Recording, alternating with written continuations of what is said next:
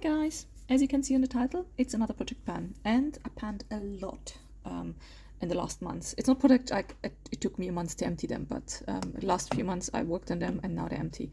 First things first, it's the RMK makeup base. I really like this one.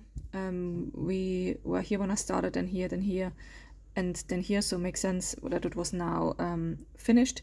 The last bits were really tricky to get out, and as you can see, there's like something floating in. I can't get that out, and I even unscrewed it and tipped it the other way around because the last bits, they just didn't pump out.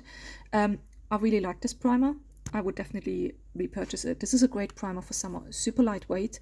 It just keeps my oil in place in the face, so like not in place. It just like helps that there's not too much oil production on the face. It seems to be like it's very thin as well, which I quite like.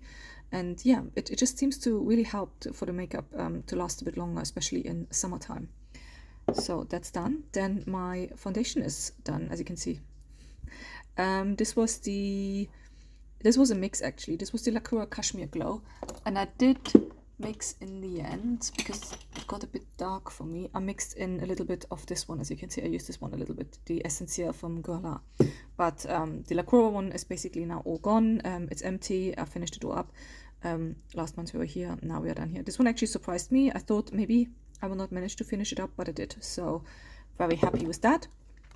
Finished up the powder, the Wet n Wild Photo Focus pressed powder. This took ages because that rim I had on the outer edges was really thick. It looks like there's stuff in it, but basically the brush can't reach it because it's like in the ridges of this pan where it looks like, I guess it's like a baked gelée formula. I don't know. But yeah, finished, done. Then my other powder, there was just a tiny tinsiest bit left. It just didn't come out. I realized actually these lumps in there were powder pieces that were too big to come out through the mesh of this, because basically this is an Eve Lom packaging, but the powder that was in there, what was it? I think it was an Aldi powder mixed with something else. Oh yeah, Hourglass and Laura Mercier, like little sample sizes I had. I mixed them all together. So the powder is in here. Then there's like a mesh, as you can see, with quite big holes. It's like a foam. You can touch it. It's actually soft. And then you have the brush, and then the mesh. Basically, when the brush is wet, I actually can see it. They're like dots, a ring. So there's ring of brush and ring of in the middle, and then little holes where it comes out. Wish I could show you a bit better actually. No, it doesn't really show on camera. Oh yeah, there. So can you see the holes down there? So this is where the powder comes out, and when you shake it. But yeah, it's done now. It's finished, and I'm glad. I will keep this packaging though. I really like it. The brush is so good, and I use it. I refilled it so many times, at least 5 times. I'm really surprised it lasts so well. I wash it regularly, and then I take everything apart. Usually when it's like, I will wash it now when everything's completely finished, and I wash that foam and everything and then let it dry for a few days. It's just such good packaging. I really like that. But yeah, that powder is all gone. And then my perfume is gone. That really surprised me because can I still do markings? We were here, then in a month down here, and I thought I have 2 months left, but somehow I don't know if I started to use more perfumes, maybe I did more spritzes, but yeah, it's suddenly gone. And I really like this one. This one was Soft Iris with Iris Bergamot and Patchouli, 30 ml size. That's like a own brand for Marks & Spencer's. It was like in a beauty box or something. Really enjoyed this one, and I would repurchase, but I have other perfumes to use up now. So yeah, these are all my empties.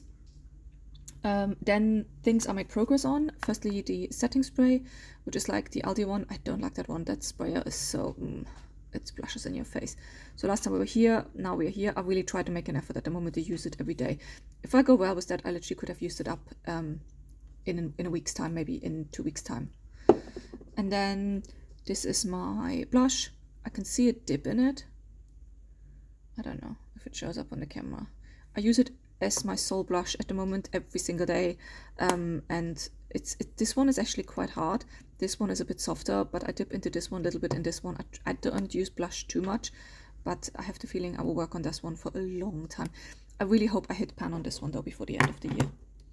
Then powder, this one is the other one I have in use, which is Kiko Milano. When the other ones are finished, I started to go back to this one a little bit.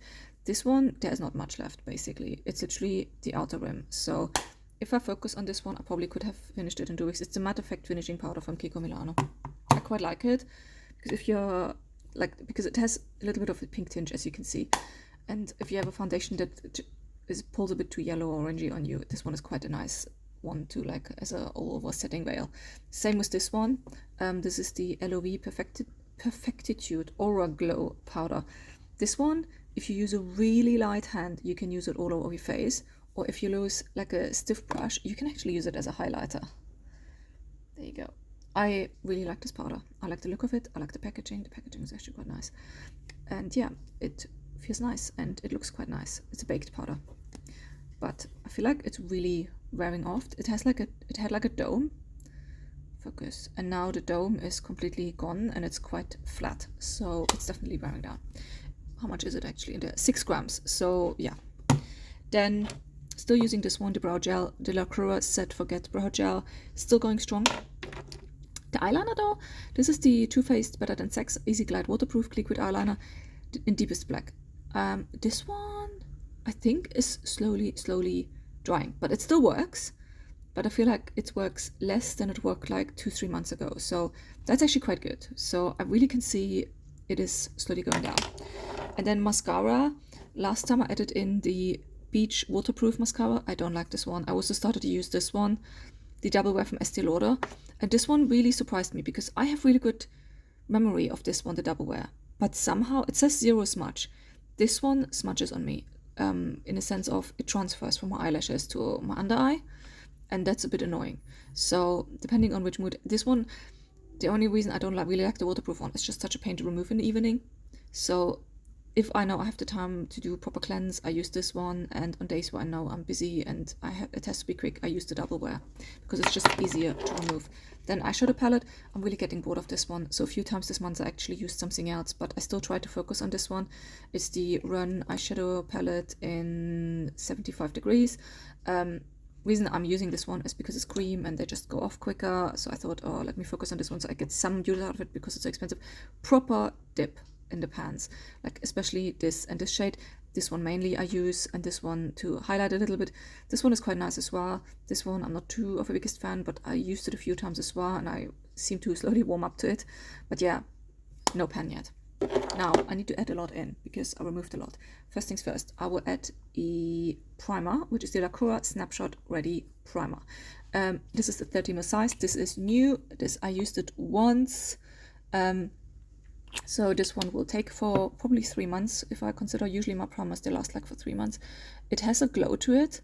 It's like, it doesn't look like it, but it has a very, actually it does look a bit like it. It has a very peachy, goldy tone to it, which is good now for the autumn season to get a bit of color back in my face because I will get paler now that the sun is going.